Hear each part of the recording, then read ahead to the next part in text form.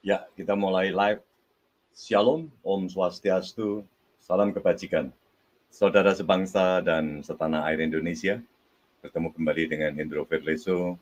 Pada sore hari ini, saudara, saya ingin membeberkan ketelitian daripada seorang Kamarudin Simanjuntak, saudara.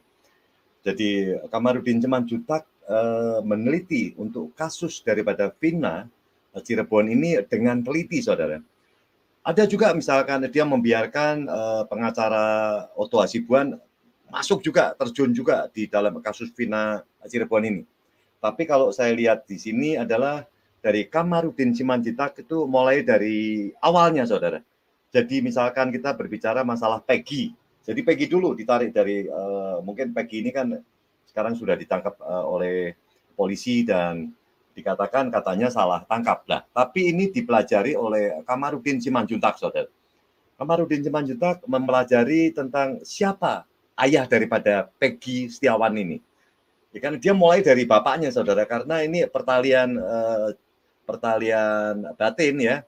Mungkin bapaknya dengan anaknya. Ini Kamarudin menyelidiki dari situ, saudara. Diselidiki dari situ dan ada kecurigaan dari seorang Kamarudin Simanjuntak. Nah, kecurigaan ini coba saya akan tuangkan di sini. Moga-moga tidak benar, saudara. Ini moga-moga tidak benar. Jadi kasus ini supaya bisa lancar, moga-moga ketidakbenaran atau mungkin kecurigaan daripada Kamarudin Simanjuntak. Ini saya melihat Kamarudin Simanjuntak ya. Ini beritanya ini baru juga ini, saudara. Berita saya baru terima juga ini. Nah ini, saudara. Kamarudin Simanjuntak ultimatum ayah Peggy Setiawan dengan ancaman hukuman 6 tahun penjara. Ada apa? Nah ini, saudara, saya ungkap ya. Di dalam thumbnail saya juga saya bikin begitu juga. Ini sama dengan seperti ungkapan seperti media ini, saudara. Kamarudin Simanjuntak ultimatum ayah Peggy Setiawan dengan ancaman hukuman 6 tahun penjara. Untuk apa ya? Untuk kecurigaan-kecurigaan yang menurut Kamarudin Simanjuntak ini mengganjal hati daripada atau mungkin pikiran daripada Kamarudin Simanjuntak. Ini, saudara, apa yang mengganjal. Pengacara kondang tanah air Kamarudin Simanjuntak memberi ultimatum kepada ayah Peggy Setiawan yang bernama Rudi Irawan. Namanya pertama ya, Rudi Irawan ya. Sebelumnya, setelah penangkapan Peggy Setiawan, ia diduga tersangka utama kasus Vina Cirebon. Rudi Irawan memberikan sejumlah kesaksian terkait keberadaan putranya saat tragedi mengerikan itu terjadi. Kesaksian daripada Rudi Irawan ini menjadi sorotan publik sebab dikaitkan dengan keyakinan bahwa putranya tidak terlibat dalam kasus Vina Cirebon. Ya kan ini, saudara. Ini jadi sorotan. Namun kesaksian Rudi Irawan itu berujung membuat Kamarudin Simanjuntak memberikan ultimatum kepadanya bahwa memperingatkan soal ancaman 6 tahun penjara. Ini, apa itu ancamannya? Ternyata hal ini berkaitan dengan identitas daripada Rudi Irawan yang disebut-sebut memiliki 2 KTP menggunakan nama yang berbeda. Nah ini, saudara, ini yang membuat Kamarudin Simanjuntak teliti ya orangnya. Orangnya teliti banget, saya tahu. Dia mencurigai ada sesuatu yang tidak benar ini karena bapaknya si Peggy Setiawan ini mempunyai 2 KTP yang berbeda. Kamarudin Simanjuntak mempertanyakan alasan Rudi Irawan yang menggandakan identitasnya tersebut. Kemudian tambahnya lagi, ya kan? Kemudian tambah lagi PS Peggy Setiawan, KTP sampai 3. Nah ini, saudara, ini semua digandakan ini yang membuat kecurigaan daripada seorang Kamarudin Simanjuntak ya. Kemudian ditambah lagi Peggy Setiawan, KTP sampai 3. Saya tanya dulu, Mas, KTP-nya berapa? 1 kan? Orang tuanya dalam kurung Peggy Setiawan, kenapa KTP-nya 2? Oke, kalau begitu apa kejahatan yang dilakukan oleh orang ini, kenapa KTP-nya 2 sampai 3? Itu tanya Kamarudin Simanjuntak dalam tayangan di akun YouTube Enten Investigasi pada hari Sabtu hari ini ya, tanggal 8 Juni 2024. Baru saudara, kemarin ya, baru. Kamarudin Simanjuntak juga menegaskan bahwa hal tersebut merupakan tindakan pelanggaran hukum yang mengancam pelaku atau yang mengancam pelakunya di penjara selama 8 tahun. Saya ulang, Kamarudin Simanjuntak juga menegaskan bahwa hal tersebut merupakan tindakan pelanggaran yang diancam pelakunya di penjara selama 6 tahun. Siapa? Ayah daripada Peggy Setiawan, saudara. Nah, ini tugas polisi. Orang tuanya dalam kurung Peggy Setiawan itu bisa ditindak berdasarkan pasal 90 Undang-Undang Kependudukan, ancamannya jelas KUHP, ya kan, KUHP pasal 66 di dalam Undang-Undang Kependudukan bisa dijerat juga. Itu ungkap Kamarudin Simanjuntak. Kenapa KTP-nya 2 sampai 3? Ancamannya 6 tahun sampai berapa tahun itu? Ya kan, itu adalah pertanyaan daripada Kamarudin juga. Sebelumnya permasalahan terkait ayah Peggy Setiawan itu juga turut menjadi sorotan salah satu pengacara Rasman Arif Nasution ya, Rasman Arif Nasution yang katanya itu adalah pengacara daripada polisi ya. Rasman Arif Nasution mengatakan bahwa ada suatu keganjilan atau kejanggalan yang dimiliki oleh Rudi Irawan ini. Ya kan, kejanggalan ini. Ini bapaknya ini nggak boleh punya KTP banyak, saudara, itu berbahaya. Ya kan, berbahaya ini. Ini ya jadi permasalahan lagi dia. Inilah saudara berbahayanya kalau dia punya masalah nanti timbul masalah baru lagi. Ia pun memaparkan identitas yang dimiliki oleh ayah Peggy. Ya kan, saya ulang, ia pun memaparkan identitas yang dimiliki oleh ayah Peggy Setiawan, yakni menggunakan nama Rudi Irawan ketika ia di Cirebon dan menggunakan nama A. Saprudi, ya kan, ketika di Bandung. Jadi waktu di Bandung, ya kan, di Bandung dia menggunakan nama Rudi Irawan. Ini bapaknya daripada si Peggy ya, atau ayah daripada Peggy Irawan ini menggunakan nama waktu di Bandung itu adalah Rudi Irawan. Tapi ketika di Cirebon namanya berubah lagi menjadi Asup Rudi, ya kan, Saprudi, Saprudi ketika di Bandung. Ini gimana sih? Ya coba saya ulang ya. Ia pun memaparkan identitas yang dimiliki oleh ayah Peggy Irawan, yaitu menggunakan nama Rudi Irawan ketika ia di Cirebon. Oh, maksudnya Rudi Irawan itu ketika dia di Cirebon ya, dan menggunakan nama Saprudi itu di Bandung. Oh, waktu di Bandung itu waktu dia dapat apa namanya cewek baru itu namanya berbeda, namanya adalah Saprudi di Bandung ya. Kalau di Cirebon dia nama aslinya adalah si Rudi Irawan ya, namanya Rudi Irawan. Sama seperti Kamarudin Simanjuntak, Rasman Arif Nasution ya kan juga mengultimatum ayah Peggy Setiawan dengan ancaman 6 tahun penjara berdasarkan pasal 66 Undang-Undang Kependudukan. Meski demikian, hingga saat ini belum diketahui motif pasti mengenai alasan menggunakan 2 identitas dari ayah Peggy Setiawan tersebut, saudara. Begitu juga dengan Peggy Setiawan.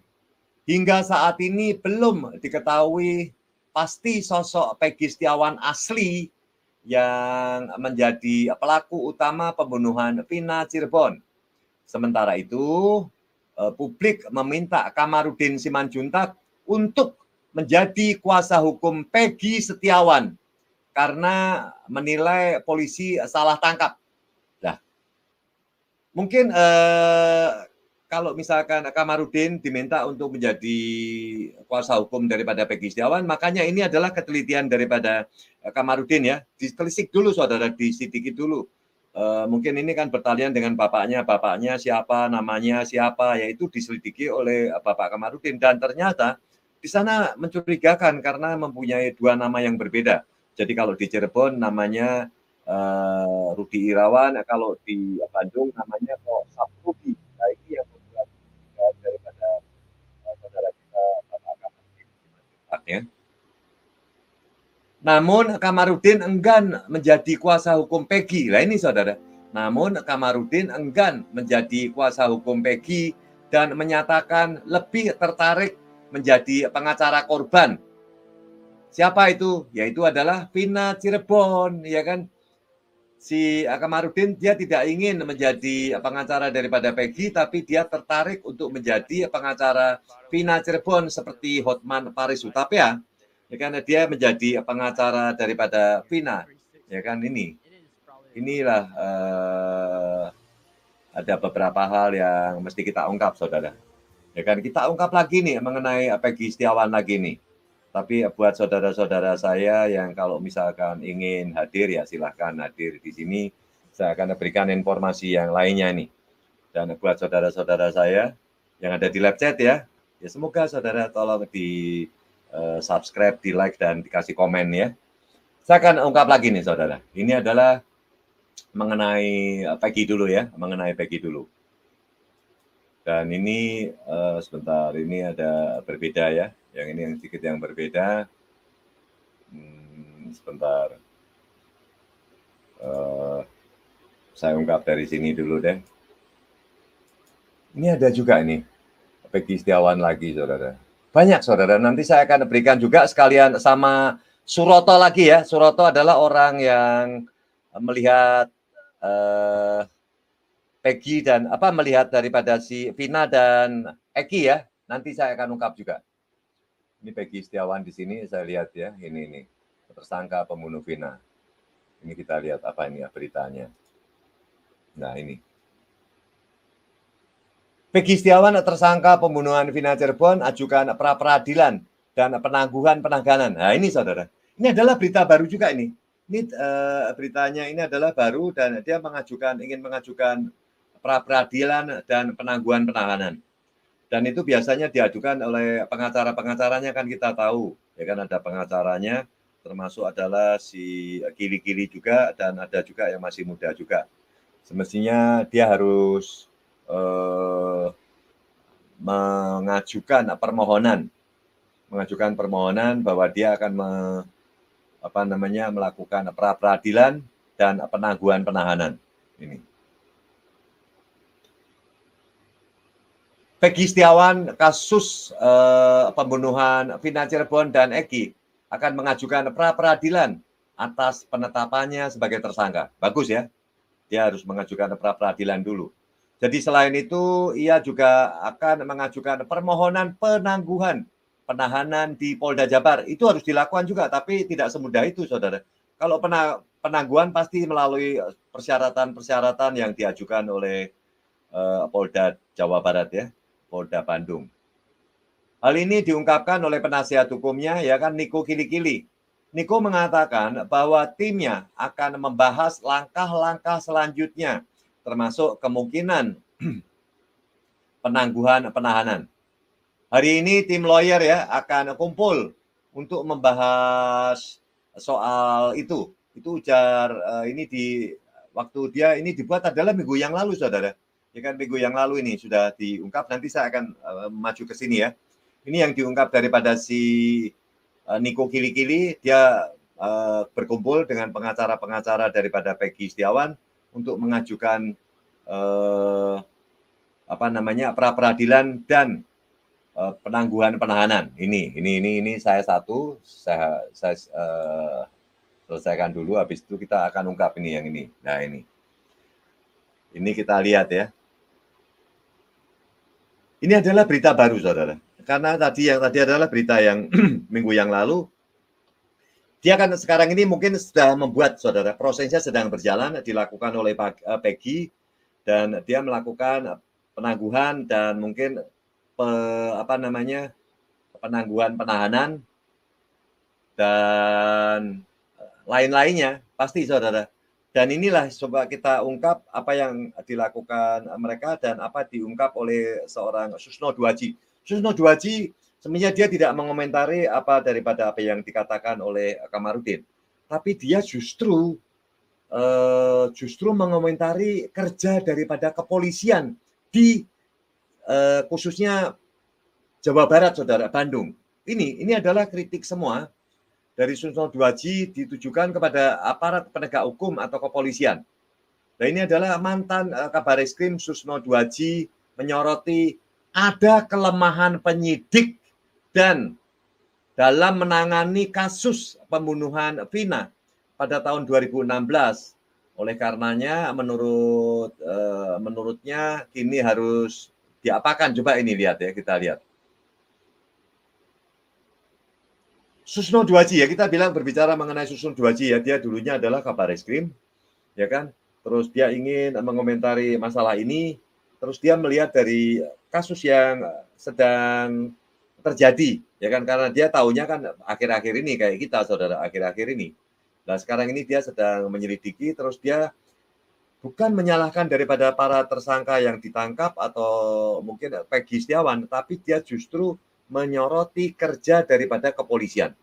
Mantan Kabar Eskrim polisi Susno Dwaji menyoroti ada kelemahan penyidik dalam menangani kasus pembunuhan Vina pada tahun 2016. Menurut Susno Dwaji, kelemahan yang dilakukan penyidik membuat kasus pembunuhan Vina dan Eki berlarut-larut hingga sekarang. Ini yang dikritisi, saudara, oleh Susno Dwaji. Meski sudah menangkap 8 terpidana, ditambah dengan 1 tersangka pembunuhan Vina dan Eki, ya, satu ini adalah yang baru ini adalah si Peggy Setiawan ya. Namun kasus ini masih belum terjawab loh. Kasus ini belum terjawab. Apalagi kita dengar bahwa Peggy itu katanya salah tangkap lah. Makanya apakah benar? Makanya diselidiki itu cara menyelidikinya dari awal itu seperti Kamarudin Simanjuntak, saudara, termasuk bapaknya diselidiki dulu ya. Suka tidak suka, kita akui penyidik 2016 ada kelemahan sehingga membuat seperti ini. Itu kata Susno Dwaji diwawancarai di TV One pada hari Minggu. Sebenarnya ini kan hari Minggu nih. Kemarin ya, sepertinya ini dibilang tanggal Minggu tanggal 9 Juni 2024. Ya kan? Semestinya Juni itu kan nanti malam. Jadi kalau kayaknya sepertinya tadi malam ya diungkap oleh TV One. Adapun kelemahannya menurut Susno salah satunya adalah dalam penetapan DPO yang dulu 3 kini menjadi 1 orang saja. Ini adalah sebuah kesalahan yang dilakukan oleh aparat penegak hukum atau kepolisian dari Bandung. Kelemahannya apa? Tentang membuat DPO. Kemudian tentang lain-lain sehingga dia lebih hati-hati ya. Sehingga dia lebih hati-hati harusnya. Jadi tentang lain-lainnya sehingga dia lebih hati-hati ini enggak daripada si Susno Dwaji. Jadi menurut Susno Dwaji ya kan penyidikan yang dilakukan polisi meski lebih terbuka tentunya dengan pertimbangan beberapa hal yang memang perlu dirahasiakan, ada beberapa hal yang perlu dirahasiakan, saudara. Kita ungkap yang berikutnya, ya kan kita lihat nih. Nah, ini keseriusan daripada Susno Dwaji ya. Dia kalau kasus-kasus kayak begini senang, saudara. Pembunuhan ya kan waktu itu kasus Verdi Sambo, dia senang nih. Meski demikian, saat ini polisi masih banyak menutupi pengusutan kasus yang sedang viral tersebut. Susno Dwaji menilai ada yang ditutup-tutupi oleh pihak kepolisian, saudara. Susno Dwaji melihat ada yang ditutup-tutupi oleh aparat penegak hukum atau kepolisian yang ada di Cirebon. Terlebih banyak hal ditutupi ya, membuat banyak dugaan liar yang beredar di masyarakat. Lebih lanjut, Susno menyarankan agar polisi saat ini untuk lebih berhati-hati dalam menangani kasus pembunuhan Vina dan Egi. Jangan sampai masalah yang sama terulang lagi seperti dilakukan penyidik pada tahun 2016 lalu. Jangan sampai kasus ini blunder, terutama seperti yang dilakukan penyidik 2016, kata Susno menegaskan. Ini sepertinya ungkapan Susno Duaji itu karena dia mendengar daripada apa yang dikatakan oleh Aib, saudara. Aib ini dianggap Susno Duaji itu adalah sampah, saudara. Dan itu tidak perlu didengar kesaksiannya, karena Aib itu adalah orang yang karena sakit hati, dia membalas dendam kepada orang-orang yang menggerebek dia. Ini masalahnya. Makanya saya lihat Susno Duaji jengkel melihat Aib ini. Dan itu dianggap adalah sampah, jadi tidak perlu didengar keterangannya.